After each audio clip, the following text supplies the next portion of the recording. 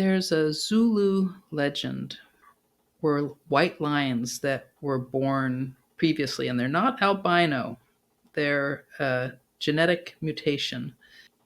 The white lions have started to be born again. That the reason that the lions are being born again is that human beings, the species, is in grave danger, that we are so out of alignment with nature. We have so little respect for the natural world. And so, unless we change our ways and recognize the primacy of nature, that we're going to go extinct. They are star beings, and there is something about their divinity that is kind of holding open like a portal for human beings to evolve their consciousness.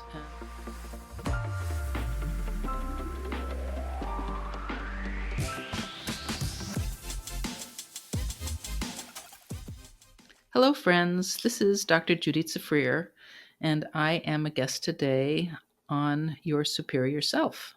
Yes, you are. Dr. Judy, thank you so much for taking the time. I'm so excited. I just finished reading your book, Sacred Psychiatry, and it just hit. It hit hard for me just because it spoke to a lot of different issues that have come up for me recently. So, one, I want to say thank you for writing the book. Two, thank you for taking the time to join me on this platform. Well, thank you for having me, and I'm looking forward to our conversation. 100%. So, right out of the gate, you start talking about the white lions in Africa, and we just had an important portal come through in the last week or so. 8-8, the Lionsgate portal. Did you do anything for that specifically? I did. Like I loved the energy of Leo, which is all about creative self-expression and about shining your light into the world and about courage. And so I have a number of trees on my property that I have designated to have different symbolic meanings. So one of them is the male ancestral line, one of them is the female ancestral line, one of them is the tree of creative self-expression, one of is the tree of my kind of life purpose. So I made offerings at all the different trees in the spirit of that Leo energy, asking for support and guidance to be able to embody that, because I love that Leo energy. Yeah, I mean, I'm not as far as astrology, I don't know enough about it. I just know that there are certain alignments that affect certain, maybe all individuals. I've had deep conversations with astrologers on the show before, and they've done readings for me, and there's always like a pattern. I don't know what it is. It's like whenever they can just speak to things that I'm, kind of battling with in certain situations, but really it connects, it hits it, and I don't know how to explain it. And you've taking your conventional training, and you're also integrating astrology into that work. Can you give me like a little bit of like your idea or thought, like to why astrology is just hits it on the head? Well, I cannot say that I understand how it works. Like, I can't give you an explanation for how it works. I've never heard anything that's really convincing to me in that regard. But I do observe that it does work. And it's one of the most amazing things when you understand the ways that the positions of the planets in the sky correlate with human experience on Earth. And like, there are times when the planets are doing certain things in the sky that create a kind of archetypal energy. And it's a kind of pattern of experience. And like right now, like, we're coming into this period of tremendous intensity. And so I am anticipating that people are going to feel very activated and perhaps more anxious, that there's just a lot going on. Uh, there's a full moon coming up on the 19th. So you can't say what exactly specifically is going to happen in terms of events, but you know that there is going to be a lot of activity, and there is going to be a certain kind of feeling would not be surprised if it was generated within individuals. So that's kind of mundane astrology. That's astrology that affects the whole collective. But then there's like personal astrology. So depending upon where that full moon falls in your own birth chart, like it could have a particular flavor, a particular meaning, particular themes could come up. So there's the personal astrology, and then there's the astrology that all of us are experiencing, like that period of time when, you know, um, there was an attempted assassination on Donald Trump, and then, within, short period of time, then Biden stepped down, and then there was this whole, like, which the media did not really give as much attention to as it deserved, that whole technology outage. That was all symbolized in the sky. Astrologers were all anticipating what is going to go on then. There's just kind of like a violent, like outside the box, surprising kind of period going to be happening. And it has. I mean, Mhm. I feel like my head is spinning off. Like there's just one thing after another that we're contending with and experiencing that comes sort of out of the blue. Sure. So you saw that, like, you saw the energy, or I guess you were interpreting, like, this energy is there's a possibility of, like, some crazy things happening, like, you could Yes, see that in the chart? absolutely, 100%. Like, what is going to happen? Mars, Uranus, conjunct. Like, what is going to happen? There's something potentially violent, something outside the box, something out of left field. Wow. So, like, have we moved through that space? Is there, like, do Well, you we see? moved through that, but we're into something else now, which is also just a lot of intensity, a lot of activation, a lot of activity. Um, it's really between like the 14th and like the 19th. Mhm. Just a very, like, the volume is turned up. And so I don't know what's going to happen, Does but the volume it's ever get turned down? I just feel like we've been on, like, I don't know, like, we've just been on this ride for a while yeah, now, like, yep, it just seems yep, like everything's turned up, like, the volume is right, at max, and right, people are moving right. through, that heavy energy, and it just seems like there's been a lot of change. Like, do you foresee any, like, relief coming? Not anytime soon. I mean, I think it's all going to just continue to even accelerate more. In 2025 and 2026, slow moving planets that spend a lot of time in one sign are going to be moving into the next sign. And that's like a whole shift of energy. I mean, I believe that we're zooming into a future that is essentially going to be unrecognizable compared to where we are now and where we have been. Really? Like, what you mean regarding technology, or like. Technology, um, structure. I mean, I think the whole thing with technology and what that will mean and how that will change things. Like we can't even anticipate it. Like it's kind of like a Pandora's box. Like you have like all of this capacity, but you don't really know like what it's going to translate and what it's going to look like and what it's going to mean. Mhm. So that's kind of a problem with all of our you know capacities so far outstripping our wisdom. Sure. Like, we can do it, but is it a good idea? Not just because you can do it, is it a good that makes you should do it? Sure. 100%. I think, just I was having a conversation with my brother-in-law, and he was talking about how AI and technology have advanced so much, and they're so fast that, like, us as human species haven't really had time to catch up to that. And, like, what does that mean for our daily working lives? And you having, various clients and speaking to, our environments and how they affect us, like, what's the barometer? Like, how are we dealing with, or how are we coping with our environments, and how fast technology is basically taking us up to this point? I don't really know how to answer that. I do. One thought that I have is that, like in the past, things changed at such a slower rate than they do now.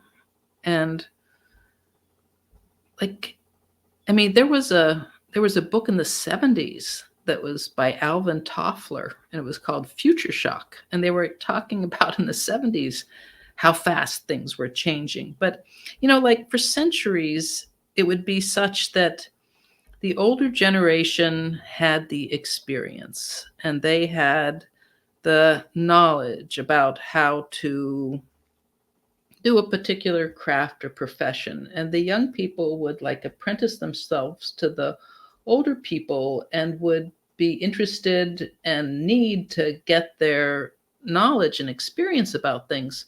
But, now older people, like, they very often are not as conversant with the new technology as the younger. And they don't have the same thing to offer. So there's this kind of role reversal, which I think is unprecedented, and it's interesting. Like, I don't know what that means, but Yeah. I mean, I love your whole idea and take in the book about normalcy. Like we have this concept of what normal is. And like, I don't know, I guess growing up I was born in 83 and then growing up in the 90s and early 2000s, like I guess there was a program of like, this is normal. Right. And then as we continue down this path in 2024, 2025, like I just feel like what we thought was normal, it's changing. And I think, you hit the nail on the head. Like, I don't know if there is a normalcy, right? Like, what are your thoughts on that? well, I mean, unfortunately, like normal is like what is typical. But there's often this equation between what is normal and like that this is healthful because it's normal. It's what most people do. But nothing could be further from the truth in our current, lifestyle in this country. Like it's normal to never go outside and not to spend any time in nature, to spend all of your time in front of screens. It's normal to eat processed and packaged foods and to not have, fresh, healthful nutrition. It's normal to drink alcohol regularly. It's normal to be lonely, to have no community. Um, so all of these things that are normal or typical or average are just prescriptions for really ill health. Sure. I feel like, and just me going off the cuff, it's like almost a disconnection from like who we truly are. I feel like, I don't know, have you experienced it Absolutely. in your life to where, you fit this model of success that society says you have to meet, you checked all the boxes and then found yourself like wanting to know more about who you are? Like, does this really make me happy or is this just a program that I'm running? Like, I've been really fascinated with that work of like, what is it that I really am yearning for? Like, there's a deeper connection. And I love your book, how you talk about these tools of divination, but like personally, you're very successful. I mean, if someone from society who stepped out and looked at your resume, they would say, man, she's very successful. But during your life, like, have there felt like a deeper yearning for more, not from a success factor or success model, but like more of like you wanting a deeper connection with something greater than yourself? Yeah, I mean, there's been like I believe that when we're born, and I talked about this in the book, that like there's this idea in Chinese medicine that like a drop of starlight falls from the sky at like the moment of conception, and that this is something that has to do with what this person's mission is in this lifetime and their life purpose. And some people feel like they have no idea about like what they're meant to do in this lifetime. And I think it's important for people to feel as though they have a purpose and that they do feel as though they're in some kind of way on purpose. And, the astrology chart can help people get some kind of information about that, in terms of what are the kinds of energies that they would want to embody in order to feel when they're on their deathbed looking back at their lives that, I came here and did what I was meant to do. This was a life well lived. Um, like there's been times, like that I had this feeling, that there was something coming in and something that I was meant to do and something more than what I was doing. And I wasn't sure what it was.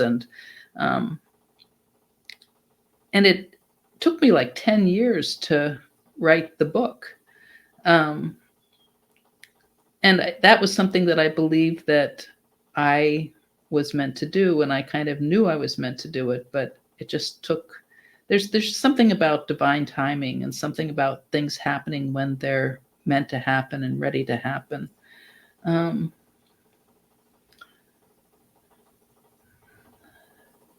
yeah, I think that we all, if we stop and tune in, can tell if we feel like we're kind of where we're meant to be, or if there's something that is not in alignment.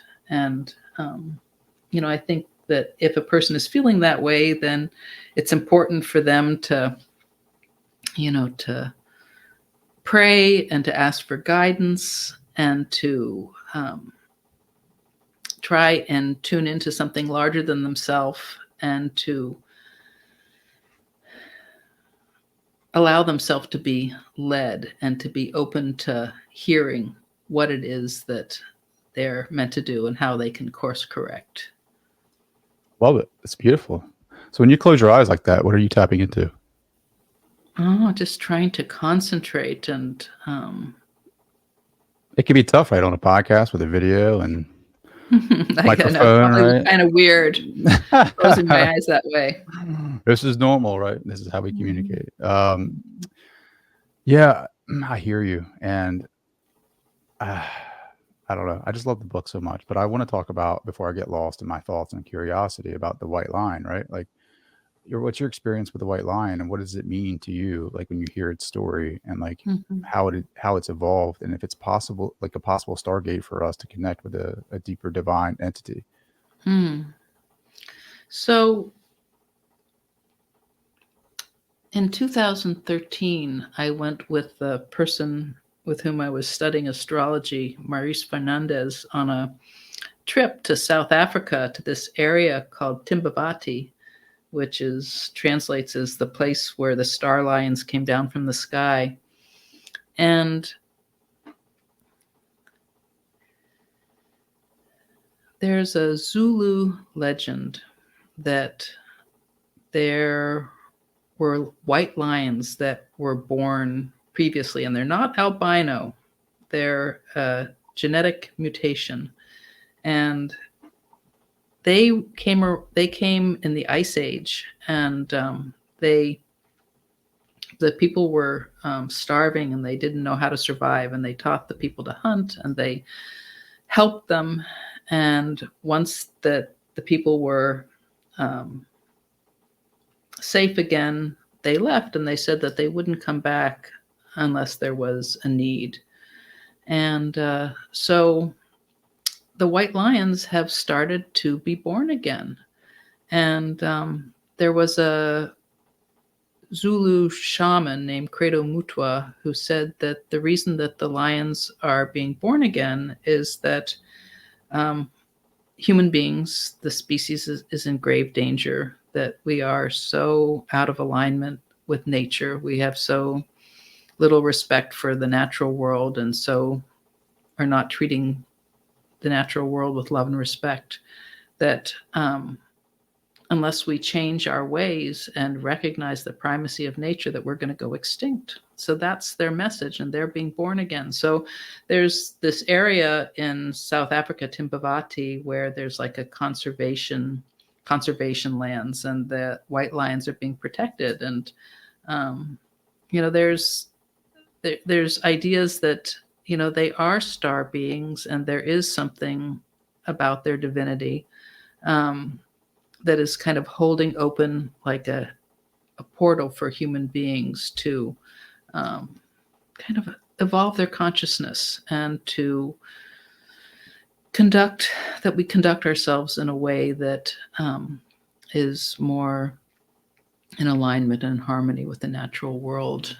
And so I went with this group to visit the white lions, and it was very amazing to be in their presence. And we would go out at dawn and at dusk, and find them and kind of commune with them. And there was, in the beginning of the book, I described how this male lion just stood by the Jeep and roared and roared and roared. And it was really for quite an extended period of time. And it felt like there was some kind of message about like the need to wake up. And I've kind of carried the white lions with me. And I have like one of them on the wall behind me. And I think of the white lion as a kind of spirit guide for myself, and like embodying that Leo energy that we were talking about earlier in the beginning, with like to have courage. And like Leo energy really cares about the future and really cares about the children, and really is generous and generative, and is about creative self-expression. And those are all things that I really want to cultivate in my own life. So beautiful. Yeah, I love that. I love the idea of this white lion coming back, being a star being that's helping us and evolving our consciousness. As someone who's with someone of your background, like as far as speaking to consciousness, right? Like I've read so many different techniques and professionals in the world of psychology, and very rarely do you hear them speaking about consciousness, right? It's always like behavioralism Personality or self, cognitive, yeah, right, self, personality, just right? like the trauma in the family of origin, and maybe some kind of biological and constitutional factors, but not like, why are we here? What are we meant to do? Like, how can we experience oneness? Oh gosh, like I've never heard someone speak like that, right? With a conventional background. Like, yes, I go to class and I'm going back to for psychology very slowly but surely. And there's like a dabble. And I think some of my professors are open to the idea and they honor my thoughts, but then like, that scientist comes back into play and scoffs at those ideas a little bit. But like the idea that we are consciousness and we are evolving. And I've read a lot of spiritual teachers. I read a lot of different philosophers regarding consciousness. And it seems like, I was listening to a prior interview that you were doing with someone, and the idea of diving more inward in their journey came up. And I really like your viewpoint on it, to where it's like, yeah, a lot of philosophers and ancient thinkers would say dive more into the inner world, but then also like, isn't that disassociating with like this physical reality of like the human experience, to where like this, you talked about the ordinary, honoring the ordinary everyday experiences and seeing the divine aspects in that. And for me, that's helped me, because I too like to go in my meditations and have like, different experiences, but then it's also like coming back here and being human. Like for whatever reason, I can't remember at a soul level of choosing to be this individual here now, but I'm sure there's a choice and a purpose to that, but finding that and how I navigate this life, this reality. And like, as I evolve in consciousness, like there's just symptoms to that. Like I just feel more like, the more I meditate, the more that I become more sensitive to my environment, the more that I really take time out of my day to create sacred practices of divination that allow me to tap into something higher than myself, the more that I find myself being more compassionate towards other. Like, what are your thoughts on that? Well, I just love the idea of ordinary magic. I mean, the world is truly so magical. Like, if you just look at a flower, like, oh my God, that's just like divinity embodied. And you can spread that, appreciation and perception to like really everything, into other people, like there's something about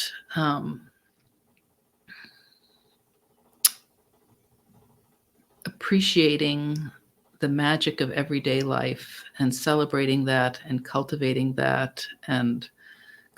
the awareness of that I think really helps us to feel more open-hearted and taps us into the whole vibration of gratitude. Um, yeah, like I think that the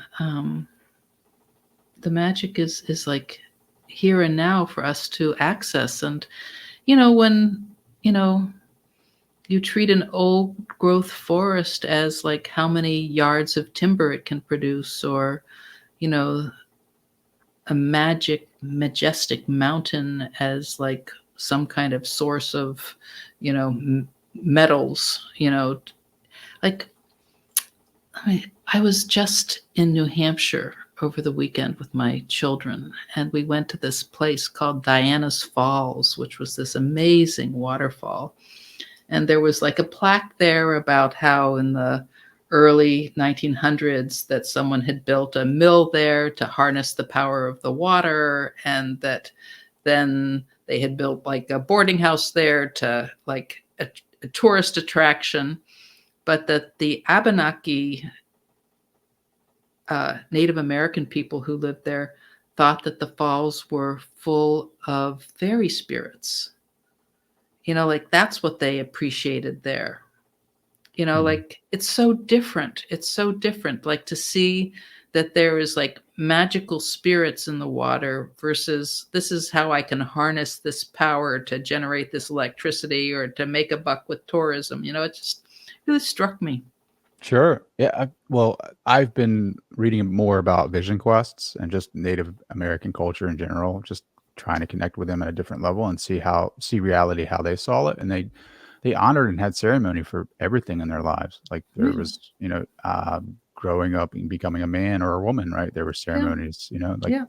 we don't recognize that anymore for ourselves. Like there is no tradition really. It's like depending upon what religion maybe, but like overall in the community there isn't really a ceremony of like even in spirituality of like finding one's path and honoring that and seeing that everything is connected and having different entities and connecting with them in a way that is very divine and purposeful and working with as opposed like to your point of like let's find the entrepreneurial like solution in this moment of like how can I make a dollar here and gain success. I mean that model to me has just felt so I don't know. Bankrupt. Yeah, right, like yeah, and I think that's why so many people are just feeling like it's like just this disconnection to oneself like Right. is There's so much alienation and loneliness and meaninglessness. I mean, like, I mean, I think there's many, many, many, many reasons for it that the birth rate is declining the way that it is. But it's also people don't have faith in the future and the goodness or um, that there's a point. Sure. Yeah.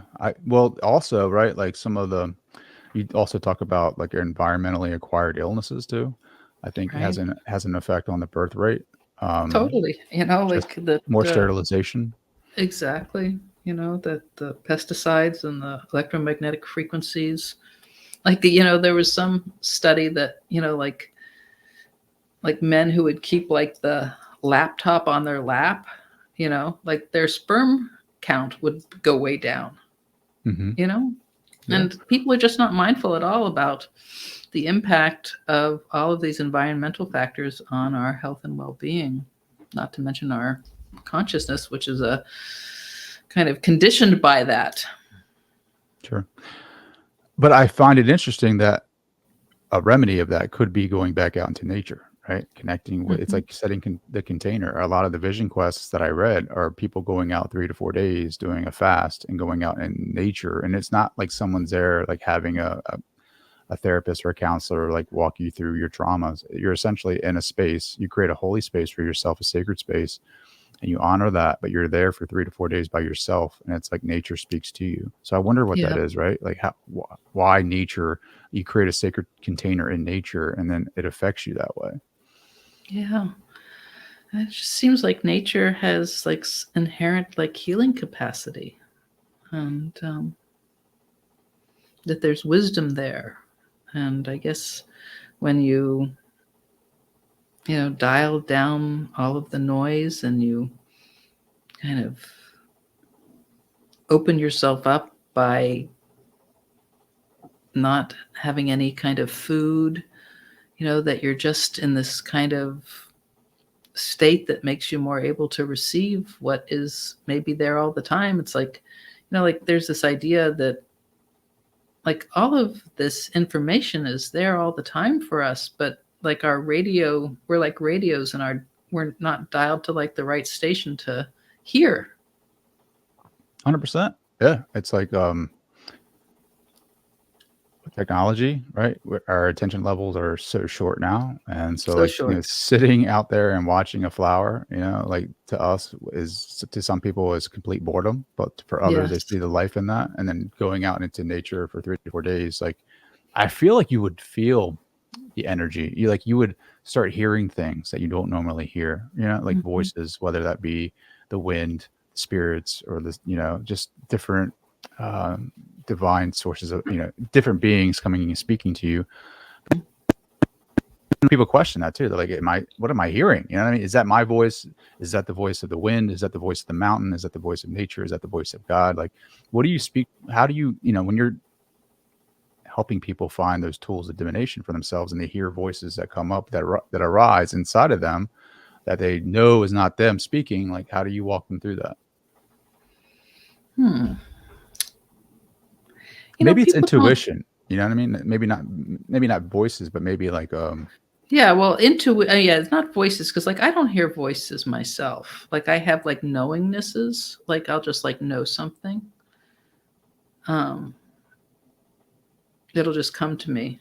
It's like, I guess it's clairsentience. But it's not like clairaudience. I'm not like hearing a voice.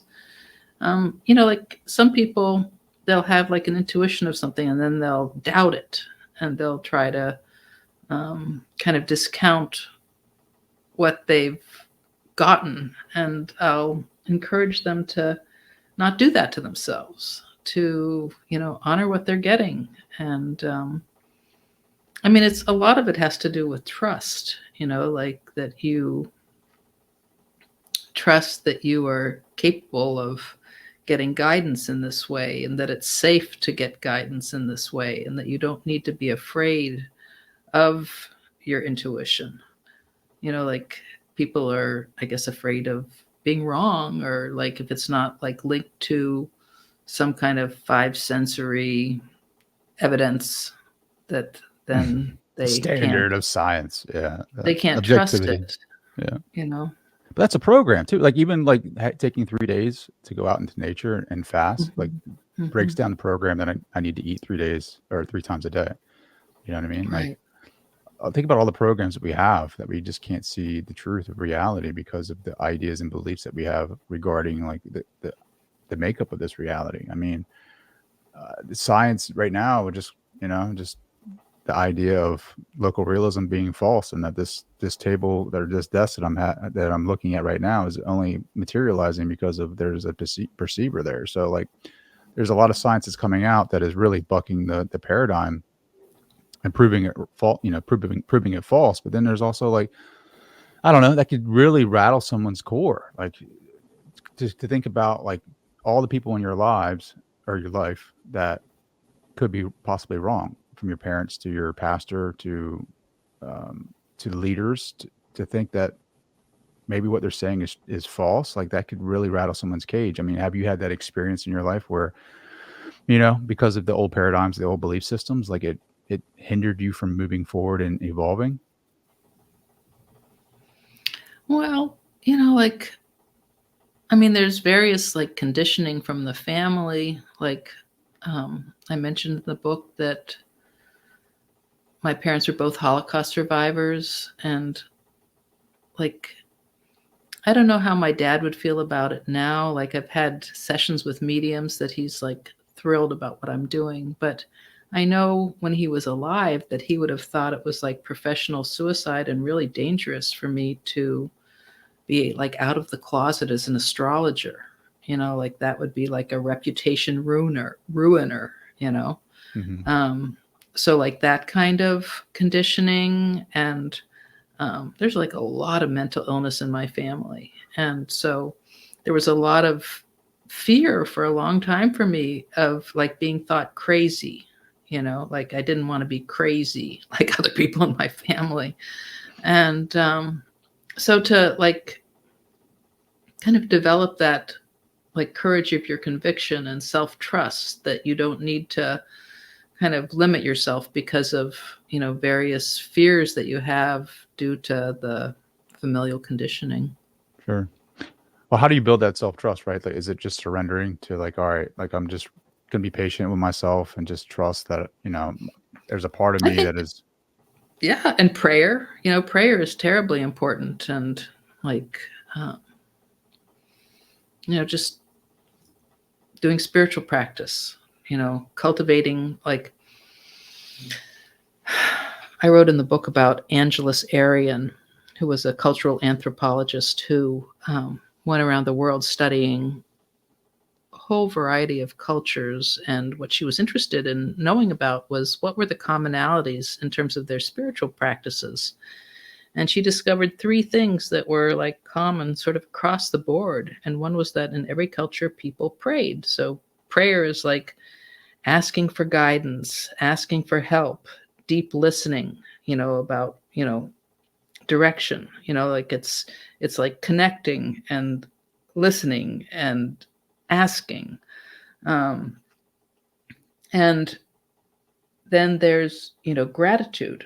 Like, so cultivating gratitude, which, like an appreciation, like just noticing how awesome like so many things are and how lucky we are in so many ways, like to give gratitude every morning that you wake up, that you have another precious day, that your body, whatever ways it doesn't work, it still is working, and um, gratitude for your the food that you have to eat, for the home that you have, for your friendships, for the love in your life, just for everything.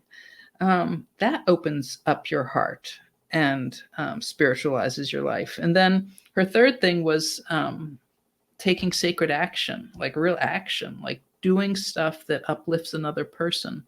So, it doesn't have to be huge. It can be just um, acknowledging the person who you pay your parking to when you get out of the parking lot. How are you? How's your day? Or just like not treating them like a widget, or, um, something good happens. And so, you make a donation to some kind of cause that you care about as like a way of circulating the energy and, so that you do tangible acts and deeds in the world that increase the amount of goodness and beauty. mm, Um, I love that. so those three things, I think, just really help spiritualize and deepen your connection to like the energetic reality. Sure. An energetic. How do you experience reality? Like, how do you walk through this life? Well, I do a lot of like spiritual practice, like all the time. Like, like I have a drum and I like to beat my drum and to say different kinds of prayers. I'm always inventing and morphing the kinds of things that I'm saying. Like it changes over time. But there's a Jewish prayer that I say every morning that it says, I bow to the great beauty and mystery. I give thanks for the precious gift of another day. Thank you, God, for saying to me, Judy, you've got this. So I say that every morning. And that's the sort of my translation of it. It's not exactly necessarily the traditional translation. But I also say this poem by Adrienne Marie Brown. I am not afraid of what I came here to do. I am made of stardust. We are not afraid of what we're called now to do. We are made of God. So, like, I say these things, and there's also like a prayer that's like a sanctuary prayer where you create safe space, So I like to say that prayer. I learned that from a person named Bloom Post. I create sanctuary through the tenets that space is eternal and time is infinite. Sanctuary is suffused and around and through with spirit, source, God, love, divinity, and Shakti. Sanctuary is self-organizing, self-harmonizing, self-balancing, self-grounding. I am always and infinitely safe in sanctuary. So I have like all these different things that I say, and I told you about making the offerings. I do that a lot, like just there's this reservoir that I walk around often, and I'll just take some. My kids make so much fun of me because I'll have like a baggie of like some kind of grain in my fanny pack. And I'll just, strew grain as I walk and give thanks, like it's just like always like connecting. And like if I have something that I'm feeling, anxious about doing, like I'll ask for support and guidance and, please help me, please guide me, please show me the way. I'm often saying, like I learned this from Marianne Williamson, where would you have me go? What would you have me do? What would you have me say and to whom? Like just always like, so, and I don't hear anything, but I do feel like very guided. Sure. That's so fast. Like when you connect like in that way, right? Like, do you find that synchronicities pop up more in your life? Yes. Very much so. Very Can you give an much so. example of like synchronicities that reoccur? Yeah, I mean, I have this whole practice using like the tarot and oracle cards in the morning, and I'll pull from different decks that have different themes, and I'll get 3 cards from completely different decks that all mean the same thing about taking rest, non-action, that's just like one example of it. And they can be a completely different theme, but it's so consistent, the messages. That's one that springs immediately to mind. But the more that you are having those synchronous moments and experiences, the more you know that you're like in the flow and that, Yeah. Well, the things thing are aligned. the thing that, just angers me a little bit is like, the cognitive side of that. Like, oh, you're only picking up on those patterns because now you're looking at the pattern, right? And so like you're seeing the numbers because the brain is picking up on the numbers now. Like there are things that happen in my life where I just randomly look at things and they just pop out of nowhere. You can't tell me that like my brain just, they'll say the preconscious or subconscious is noticing that. And like the 1% of consciousness that you are is actually like, it's pointing you in that direction, but it still has to be there in your reality for you to like recognize it. So for me, I make it a meaning for me in that moment because I'm seeing it and I'm registering that as like a message or a signpost for myself. It really fires me up when people say, oh, it's just your brain picking up on patterns. Well, like everybody can create the narrative that they want to create about what's going on. Like that feels like not a very satisfying or meaningful or Sterile. nourishing. Yeah, sterile. It's a sterile narrative. You are feeling meaning. You're feeling connection. You're feeling like the universe is winking at you. Like that is uplifting. And, you have a choice about how you're going to look at things. I mean, there's certain times where it's just uncanny, like I'll, text somebody and they'll say, I was just about to text you. And that'll happen like with 3 people in one day, like it's just that somehow connected. Yeah. Well, like I've told this story so many times on the podcast. Hopefully people who are regular listeners and watchers are, listening to this and know what story I'm getting ready to tell. But like there was a time where I would go out for a morning run when it was winter and it was, early in the morning. So it was darker out. And I was standing at this opening in the field. And I just made this plea to the universe. I was like, are you with me? Like, I need you right now. Like, am I on my path? Am I doing the correct things? Like I surrender to you. And literally a star came out of nowhere. Like it was black. And all of a sudden the star lit up, moved in the sky and then vanished. That to me, That's so right? amazing. So Yeah. amazing. So beautiful. Such a confirmation. Like there's a spiritual teacher. She's a medium. She's really quite extraordinary. Her name is Suzanne Giesemann. Mm-hmm. And she was a very high level, like highest level naval officer, which is just wild, that she then becomes like a spiritual teacher and medium. And she seems like she's a naval officer, like she's so Yep. Yep. just totally practical and no nonsense. And she just came out with a new book, and now I'm blocking on the title of it. Oh gosh, I can't remember it. It is full of practices about how do you connect yourself with, the divine and with spirits and with guidance. And she talks about asking for evidence, like saying, like, if this, I need some kind of proof. Will you please give me some sign? And then getting a sign, like Yep. it's a treasure trove of suggestions about Yeah, I how just to looked it up up. your It's game. called the Awakened Way. Yes, it's Is that it? The fantastic. Awakened Way. Yeah. Yep, that's it. Yeah. Yeah. Well, I've gone into meditations. I have had conversations with past loved ones. They've given me objects. I've come back to this reality, and these objects have somehow manifested in this reality. I can't explain it. They're not in my hand. Like I will, like an example would be like I had a conversation with my past grandfather, and he gave me like a little knife, pocket knife, and said that you're going to have to create your own path. You're going to have to go in the jungle and like really create your own path.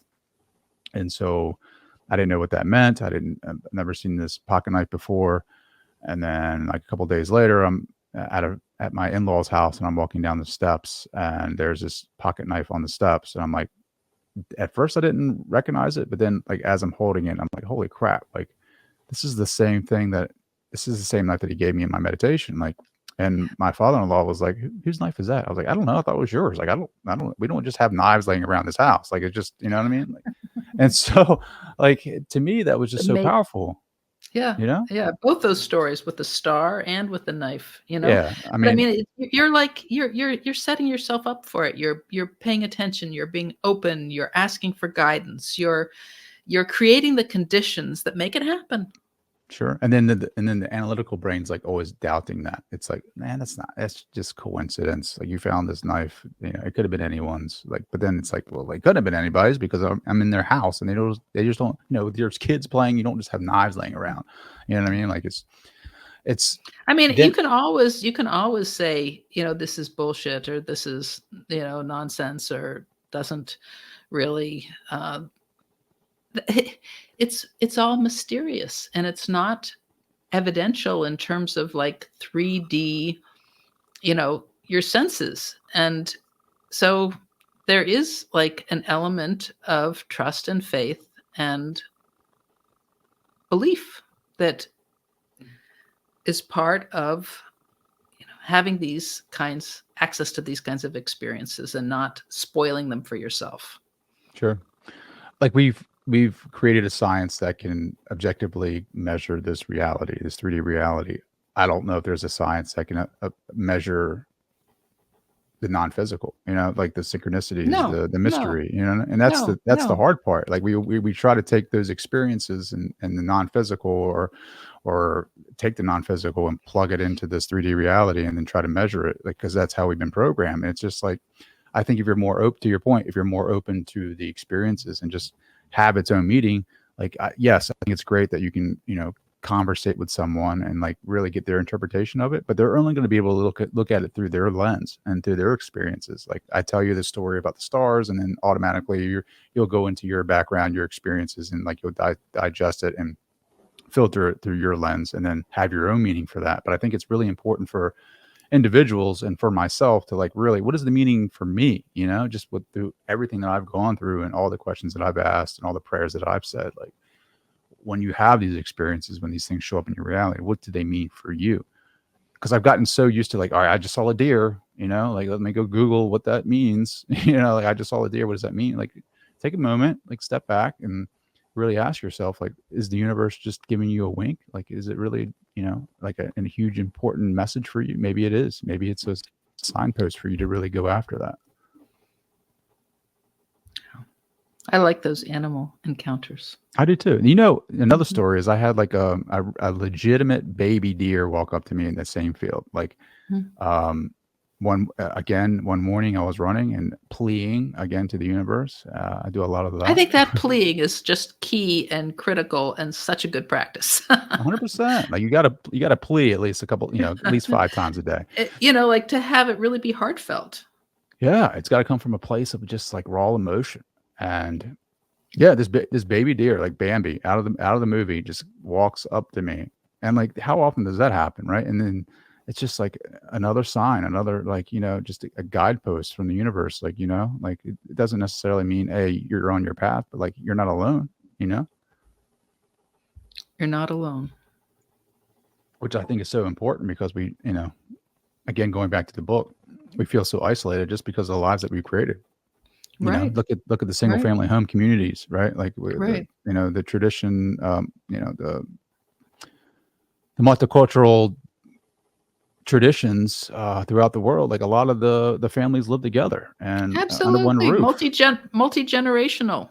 The people who are in middle age are like are working, the elderly are caring for the young, like it's all very functional. And like somehow if, children live with their parents these days, they're like losers in this country, like Oh my God, it's yeah. Like so I misguided. felt that. Like when I got out of college, like I felt like a loser. I was like, well, I mean, I had to quit and get a job because I was lost. But when I came back home to like really search for myself, like, yeah, that was the narrative. It was like, you are a loser.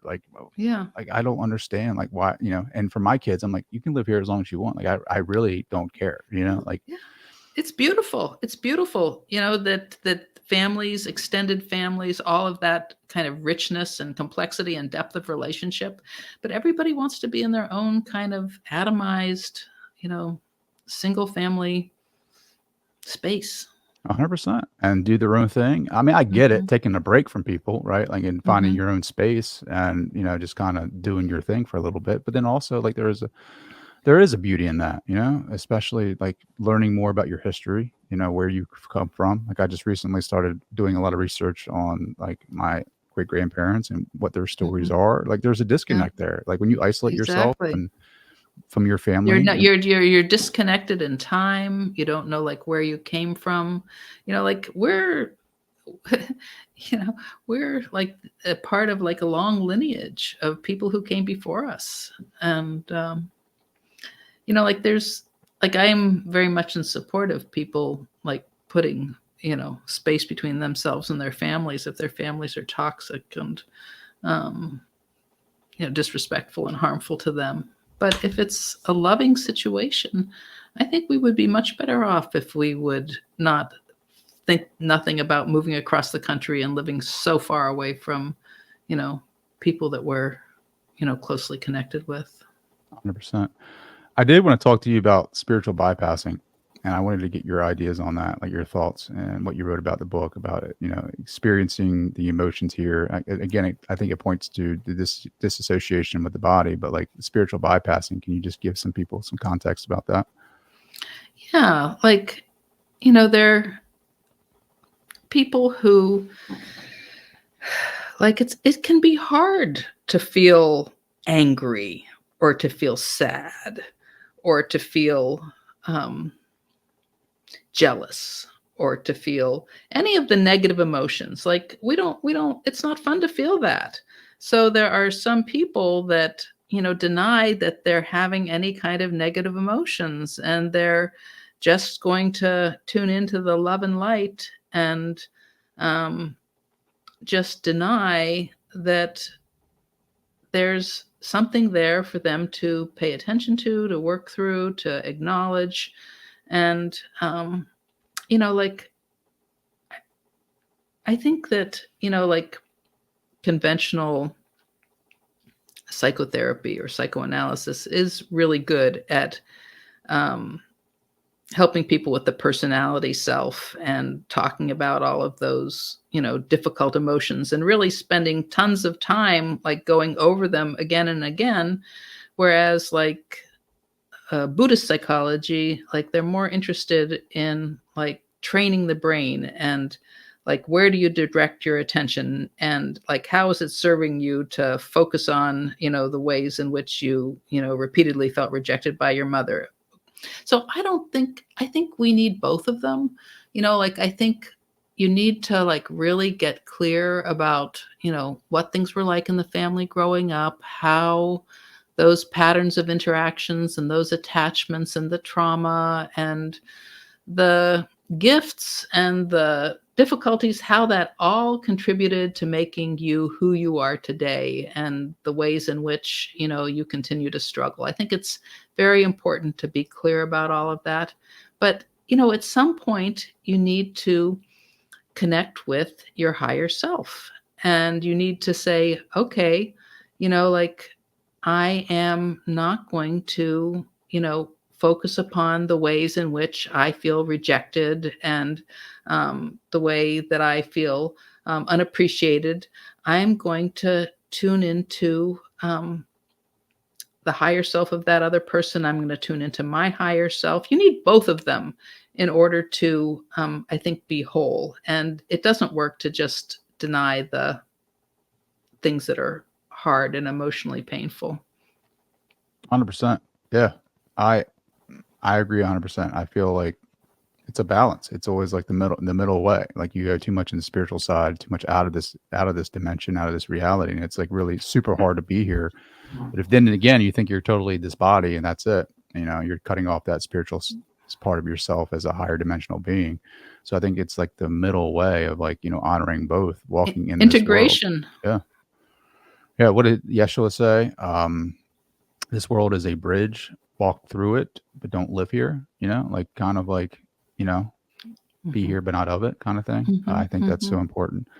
Um, yeah, I thoroughly enjoyed your book, especially about like the environmental stuff that affects us so much, and we're not even aware of that. Like, just, I don't know.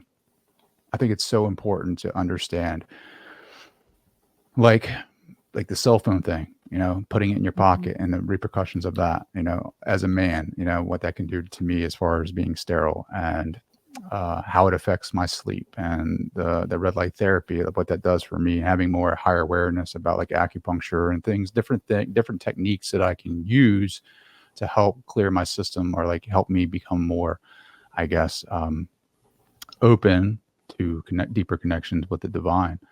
Um, Right, because you need to take care of your body. Like if you're having a poor diet and you're eating foods that you have intolerances to and it's creating anxiety or like an immune response where you're like having elevated cortisol, you're in this like stress state and it contracts you and puts you like in a survival mode and it sort of works exactly against open-heartedness and connecting with the divine. It's like you need both of them. You need to really, honor your body and take care of it and feed it properly and not expose it to toxins, so that you are available for having like the more expansive connected experiences. Sure. I did a full body scan, like bioenergetics. Have you ever heard of that? I've heard of it, but I don't know that much about it.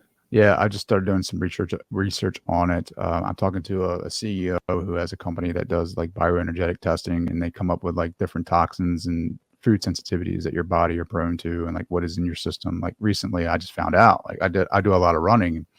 There's like something in my body that is related to like being bit by a tick, so that Oh, Borrelia or whatever that's called is in yes. there. So like, Yeah. we're doing a treatment plan for that. But to be completely honest, like I noticed symptoms with my body that I just couldn't figure out, like the lack of energy and like, mentally, like clarity and word recall, like that was all being affected by this. And I had Yeah, no that idea. Borrelia really affects the nervous system. I really had no idea about that. But Mhm. like, I just knowledge is power, and like finding different modalities and different things that can help you become a better antenna for consciousness. I'm all in support of. So your book Right. talks a lot about those tools that we can use and utilize in our daily lives to help us connect more. So, how can people connect with you and how can they buy the book? Well, the book is, available wherever books are sold, typically, like Amazon, Barnes& and Noble, those kinds of places. Local bookstores typically don't have it in stock. Um, and you can also, I have a website that has a lot of resources on it, like a lot of information about learning about different things. And I have a blog that I write, and my most recent um, exploration is social media, which probably sounds weird since it's been around forever, but not for me. And like, because I don't use social media really, but as a way of getting my book known and getting it into people's hands, I hired a social media person, and I'm making these little reels about different topics, and Mhm. it's been kind of fun, like to see what I can say in 60 seconds about something that I care about. That's crazy, yeah, and then, the attention span now is 4 seconds, so it just keeps getting, you better. So it's like on Instagram and TikTok, Sacred Psychiatry. And I had one go viral, which was about benzodiazepine withdrawal and the whole problem with the fact that, people get prescribed benzodiazepines, or they did in the past very liberally, and then their doctor retires, or they have a new PCP and they don't want to be prescribing that because it's a hassle for doctors to prescribe it. And then they want to take them off of it really fast, and then they precipitate terrible traumatizing withdrawal syndromes. And so I talked about that in 60 seconds, and so many people wrote like, that is what happened to me, that is what happened to my father. Like, it's a huge problem, but it's kind of Mhm. like a public service announcement. Sure. Yeah, I love that. And then also, like, your practice, you have some clients that, you use, like, ketamine treated sessions, right? Mhm, mhm, Um, those are fascinating. I don't know much about them, but I've heard, mhm. like, they can have very powerful experiences. So yeah, I mean, It can be very heart opening, and help people connect with their higher selves, and it is can that what also you be mean very by helpful. multidimensional? Like, multidimensional beings, like ourselves? Is that what you mean? Like, there's different That aspects of ourselves us? is not just our personality self, not just our body, but realizing that we're energetic beings, and that we're spiritual beings, and that we're connected to, you know, levels of experience that, are not um, apprehendable with our five senses. I love that. Have you ever experienced any in the higher self? Yes. Yes, I have. I had an experience. It was one of the most important experiences of my life with MDMA, um, psychedelic medicine, um, where I felt like I'd never felt this way before, and I remember it so clearly, and I tune back into it like it's a resource for me. That experience, like I felt so much compassion for myself and for everyone else, and I felt so no judgment of myself and of anyone else, and I felt so much appreciation of myself and of everyone else. It was just, and so much gratitude. It was a very remarkable experience, and that's something that psychedelic medicine can offer, because you can have a mystical experience that, once the journey is over and you remember it, that that it's possible to feel like that Mhm. I and always to wonder. access that place. Yeah. Well, so you can access that place in everyday reality? Yeah, just by remembering, like, let's say, like I'm, you know, feeling upset about something that's going on, and then I can kind of remember the state of, like, no judgment and of, compassion, and I remember it. Sure. Because I always wonder, like, what it would be like to experience the higher self. Like, I wonder if it's like, the persona that is Trey with everything that comes with that.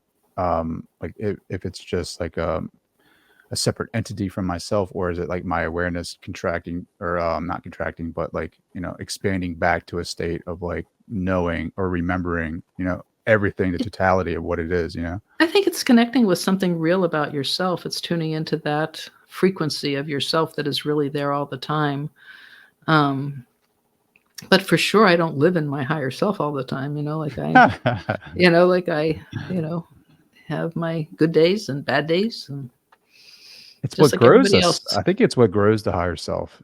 It's what gives it the experience and evolution of it, is the process of walking through this life, and navigating that in whichever way you do, right? But I sit here on my high horse and say choose love, but and also then all the programs that pop up when you're in a difficult situation that you've created through your neurochemistry to like react a certain way, whether that be through modeling or just your past experiences.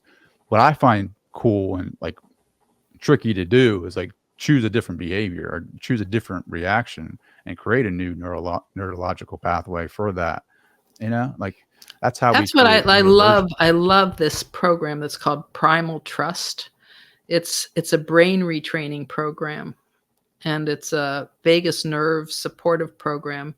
And like so much chronic illness and so much suffering and so much mental illness, it all has to do with the fact that our autonomic nervous system is in a state of hyperarousal and is dysregulated. And so much healing can come through doing these practices that calm down your autonomic nervous system. So there's like pattern interrupt when you see that you're going down the rabbit hole obsessing about something that does not make you happy, that you say stop, and then you kind of just orient and tune into your environment and your five senses and take some deep breaths. And you might have to do that many times a day, but that you stop doing that all the time. And like there's eye yoga that they teach that like just calms down the nervous system, gets you out of a state of chronic fight or flight and into a state of parasympathetic dominance, where you're much more relaxed and much more open. There's breathing techniques. There's all kinds of tools, and I recommend it to almost every patient in my practice.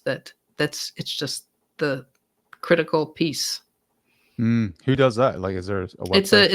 It's a website. It's called Primal Trust, and there's an originator of it, Dr. Kat, somebody, and she cured her chronic illness, and she before was like really in rough shape and constantly chasing every functional medicine treatment down every rabbit hole, and it all came down to healing herself through healing her nervous system. And she has like this series of videos that are psychoeducational where she teaches everybody about all of this. And then there's like a community that people can join and take classes in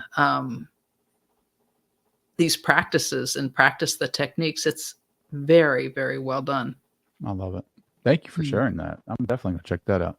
Mm-hmm. Dr. Judy, this has been a pleasure. You're such a beautiful soul. Thank you so much for taking the time. Well, thank you. I so enjoyed our conversation.